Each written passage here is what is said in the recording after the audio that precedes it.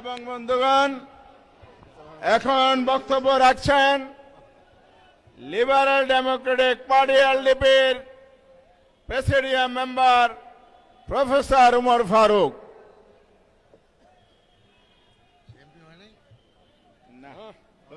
প্রশাসনের জ্বালায় তো। বিসমিল্লাহির রহমানির রহিম। সম্মানিত উপস্থিতি এবং 11 দলীয় ঐক্যের নেতৃবৃন্দ, সবাইকে সালাম। আমাদের একটা ভুল হয়েছে, আমাদের বড় ভুল হয়েছে। এই অন্তর্বর্তী সরকারের উপরে আমরা আস্থা রেখেছি একটা সুন্দর নির্বাচনের জন্য। আমাদের ভুল হয়েছে এই নির্বাচন কমিশনের উপর আমরা আস্থা রেখেছি। আমরা যেটা দেখেছি, তারা ফ্যাসিস্ট সরকারের এই দুর্নীতিবাজ প্রশাসনকে তারা নিষ্ক্রিয় করতে পারেনি। যেই প্রশাসন টাকার বিনিময়ে, যেই প্রশাসন হত্যা, গুম, সমস্ত ধরনের অপকর্মে তারা ফ্যাসিস্ট আওয়ামী সরকারকে সাহায্য করেছিল। আজ আমাদের সাবধান হওয়া উচিত ছিল, যখন বিদেশ থেকে একজন আসেন এবং রাষ্ট্রীয় যেই অভ্যর্থনা দেওয়া হয় সেটা সমস্ত সীমার মাত্রা ছাড়িয়ে যায়। আমাদের সাবধান হওয়া উচিত ছিল যখন হাদিকে হত্যা করে হত্যাকারী বর্ডার দিয়ে পালিয়ে যায়। আমাদের সাবধান হওয়া উচিত ছিল।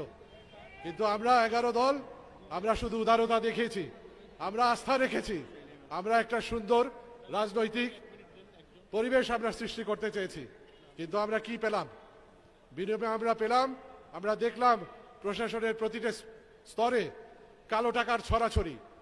ব্যাংক লুটেরা এবং ব্যবসায়ীরা তারা এসে নির্বাচনে অংশগ্রহণ করলো, সর্বত্র কালো টাকা ছড়ানো হলো। এবং আজকে যে নির্বাচন আপনারা দেখছেন, তার ফলাফল আপনাদের সামনে।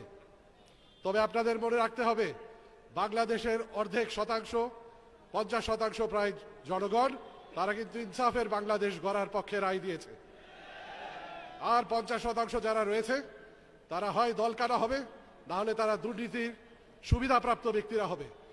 তাদের শিকড় অত্যন্ত নড়বড়ে, তাদের চেয়ার অত্যন্ত নড়বড়ে।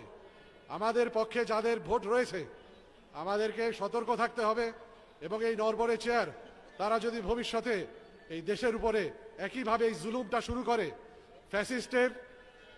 ফ্যাসিস্ট সরকারকে পুনর্বাসন করার চেষ্টা করে, যেটা আমরা দেখছি, আমাদের মা বোনদের উপরে হুমকি হচ্ছে, আমাদের নেতৃবৃন্দের হুমকি হচ্ছে।